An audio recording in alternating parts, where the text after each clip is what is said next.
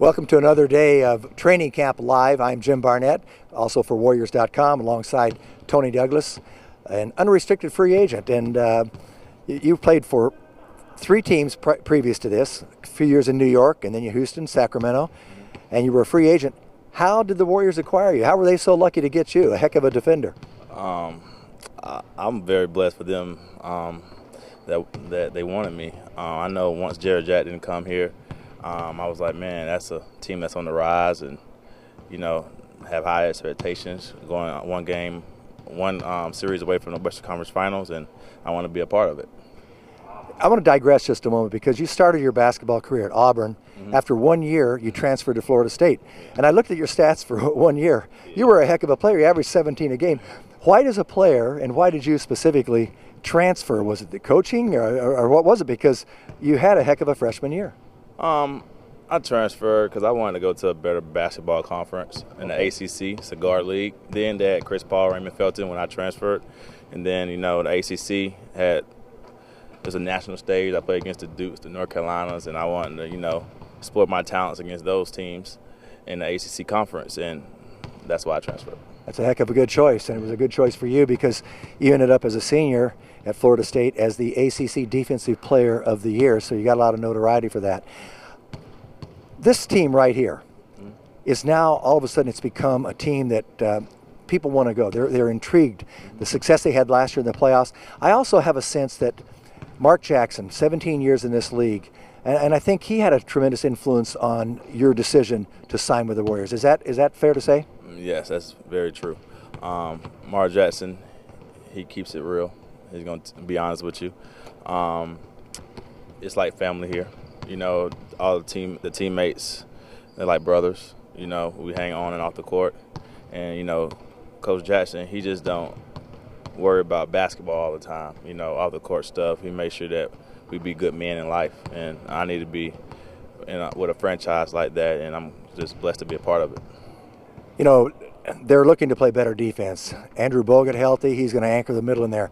They are getting better defensively. Now they acquire you, a heck of a defensive guard. So that's just another reason that it's a good fit. Exactly. I feel like I know my role. I'm a spark plug. Come in and I'm going to have energy. I'm going to pick up full court, play hard, dive on loose balls, also push the ball, push the pace, make plays in open court. This system is a great system for my athleticism and showcase my offensive skill too. So I'm going to get back to the defense with Toney here, but people forget that you're a heck of a three-point shooter. In fact, your second year with New York, you led them in three-pointers made. You made 9 in one game. This is a heck of a three-point shooting team. And now when you have a post player like Andrew Bogut, even when Jermaine O'Neal comes in there, and you've got so many threats, you're going to get open looks from three-point range. And I would imagine you're looking forward to that. Exactly. I can't wait. We have our bigs are great passers, Bogut, David Lee, Jermaine. Fest, when he come back, he's been in development. Draymond, he's a great passer. We have a great passing team, just as better as guard, just as good as guards, and we're gonna use that to our advantage. And one thing I love about our bigs where they don't complain. They run the floor, they play hard, and they just want to win, do whatever it takes to do to win. And I'm the same player. I want to get back though to which I consider your tremendous strength. And I've been around this league since 1966, and I've seen you a few times. Maybe I'm missing somewhere out there, but I'm not sure there's a better on-the-ball defender than you are in this league. And my question to you is, how do you manage to hound someone in-line to in-line and still manage to keep him in front of you? I watch a lot of film. I spend like 2 or 3 hours a day or 2 days before a game watching film on the player tendencies, pick and choose when the pressure. But, I feel like those little things that people don't see in the stat sheet don't let the teams have their offense get the ball where they want to get. That helps us win games. And a lot of people look at stat sheets, see some points and stuff, but, it's the little things that really help you win games, and, I'm that player. Let's switch gears a minute because you have a brother that plays for the Atlanta Falcons, and that must be pretty exciting for the both of you. In fact, you guys played together in high school and played basketball for 3 years. Yes, it's exciting. I'm very proud of my brother. Growing up, he was small and skinny, and a lot of people didn't think he'd be an NFL player, but Been playing 6 years. This is 6th year with the Atlanta Falcons, and you know, they're not doing so good right now, but I know they're gonna pick it up soon. You know, it's a long season, so I just can't wait till their season's over with and he start coming to see his little brother play. That's a terrific family connection there. I think you're one of only 12 brothers in the history that have played in the NBA and in the NFL at the same time. We have people that tweet in questions. That you can do that. Log on to Facebook, Instagram, and we have some of those today for you. So let's have a little fun. Chad Christian wants to know, who's the most difficult point guard to defend in the NBA? Most difficult point guard to defend. I have to say, coming at you head of steam, full speed, probably Russell Westbrook. That's a pretty good answer. He puts a lot of pressure on you. Yeah. Omar Vallejos, what do you have to contribute to the Golden State backcourt? Oh, man. Defensively, I'm getting to people, steals, change the up-tempo when I get in the game. Shooting, scoring ability, and making plays. All right. Terrence Clagian, what is something that we may not know about you? You know, off the court, you know, I really spend my time being a father. You know, after practice and my job's not done, I go home and my son is 18 months and make sure I spend a lot of time with him, bathe him, make sure I do stuff as a father, you know, because season's about to start, so I'm about to be gone, so I'm going to miss those moments. Michael Referzo wants to know, how far do you think you have improved your offensive skills? I'm improving a lot. You know, a lot of people don't know, like, I had shoulder surgery during a lockout, and, you know, that set me back a little bit, but I'm fully recovered since last year, and, you know, I feel back to normal, and I just can't wait to get started. Aaron Eddings wants to know, how do you think you'll help this team when it comes to crunch time? What's your objective then? When it comes to crunch time, I want to be in the game. I'm a great free throw shooter. When we need a stop, I'm going to make sure that we can get a stop on the floor with my guy not making sure he don't break the defense down. And that's how I can do that. All right, finally, David Zamura. I don't know whether this is hard or easy, but sour or regular gummy worms? Do you eat gummy worms? I haven't had gummy worms in a long time, but regular. I like regular. Hey, I'm looking forward to calling the action with you on the floor, Toney, and what a great acquisition and what a fine young man. Yes. Welcome to the club. Thank you for having me. All right, I'll be back with Nemanja Nedovic in just a few moments.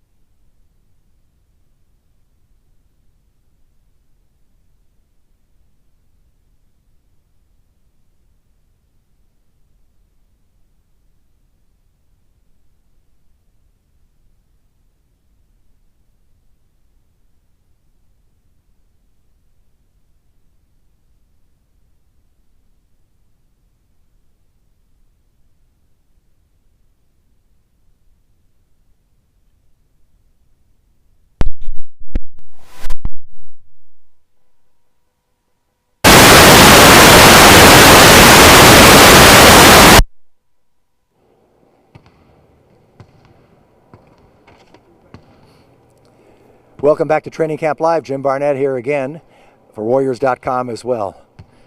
Nemanja Nedovic. They waited a long time to get this guy in. First of all, it's only your third day in camp. You still got to be tired from the flight, and you had a tough summer. Yeah, it was a tough trip. Finally, I'm here. Like you said, I had some visa issues, but everything's okay now. Like you said, I had a tough summer with a lot of practice with the national team, Eurobasket. Right. I'm a little bit tired, but I will be good in 2 or 3 days. Has it always been your goal? You've been playing pro ball since you were 19. You're 22 now. Has it always been your goal to leave the European leagues, the Serbian league, the Lithuanian A League like you played in last year, to play in the NBA?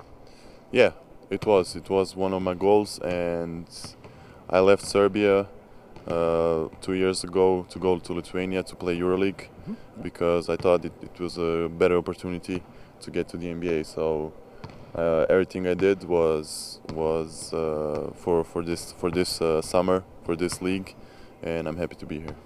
When you played in the championships and you played against other teams, you played against Toney Parker, Ricky Rubio, you held your own. And I know some of those stats. I've seen a little bit of the action. So does that give you confidence to know that you do belong here? Yeah, of course. It was a great honor to play against those guys, against the best players in Europe and some good NBA players. As a team, we did pretty good. Yeah. We were the youngest team in the EuroBasket. We had some problems, injury problems. I had some problems from the first game, so the whole tournament I played with some minor injuries, but we did okay. We qualified for the World Championship, and we were satisfied. Were you surprised to end up on the Warriors team? They didn't have a draft pick coming into the draft, and had you talked to other teams and you thought you might go somewhere else, and then all of a sudden you land here? Yeah, I was really surprised, especially with the first round pick. I had workouts in Detroit, Milwaukee, Atlanta, Cleveland, and nobody was talking about the Warriors. So I was really surprised, but it couldn't be better. I'm really happy here, and I like the city, my teammates, the coaching staff. So it was for sure a great move. You spent some time with your teammates in Las Vegas, although you were injured, couldn't play in the summer league. Did that help you adapt a little bit and make it a little easier now coming into training camp, knowing some of the players? Yeah, sure. I know Harrison, Draymond. I know Kent from the summer league, and they are helping me right now. It's even easier for me because I know some plays from the summer league that we play right now. So I'm trying to adapt as fast as I can, and doing my best. You're looking at the personnel, and you Steph Curry and Klay Thompson, Tony Douglas, now yourself. What role do you see you playing? I know you just probably play your game, and I know you go to the basket extremely well, which is terrific because I did the same thing, and I love that. I always love players that can take it to the hole. How do you see your role developing with this club? Like I said yesterday, I just want to learn from the guys. I think I couldn't ask for better teachers than Steph, than Tony, than everybody on the team. So this is my first year here. I'm going to be patient, stay positive, and just try to learn as fast as I can. Do you see yourself more as a point guard or a two guard? Point guard. Strictly a point guard? Yeah, because my whole career I played on the point guard spot. I like to have the ball in my hands. And my last season in Belgrade, I played on the two guard. I didn't play that much. I didn't play that good.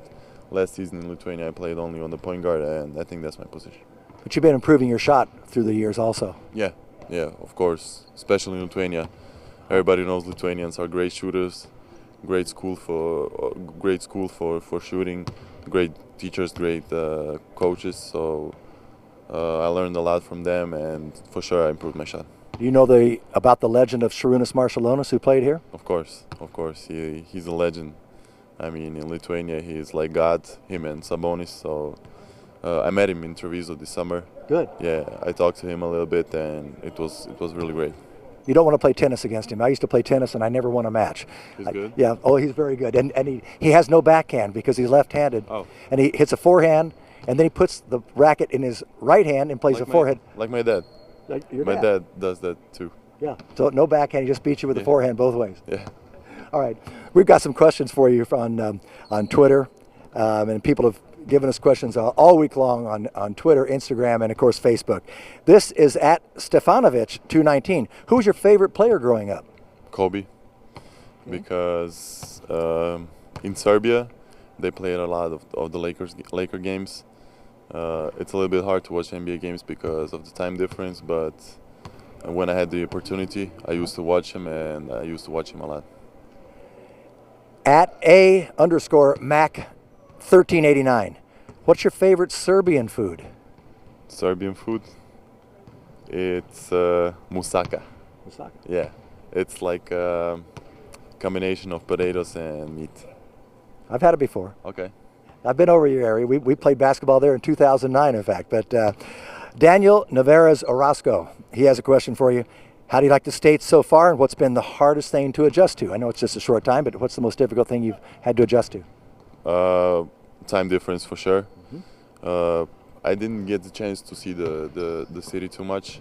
I was, before Las Vegas this summer, I was one night in San Francisco. So that's my third day in Oakland.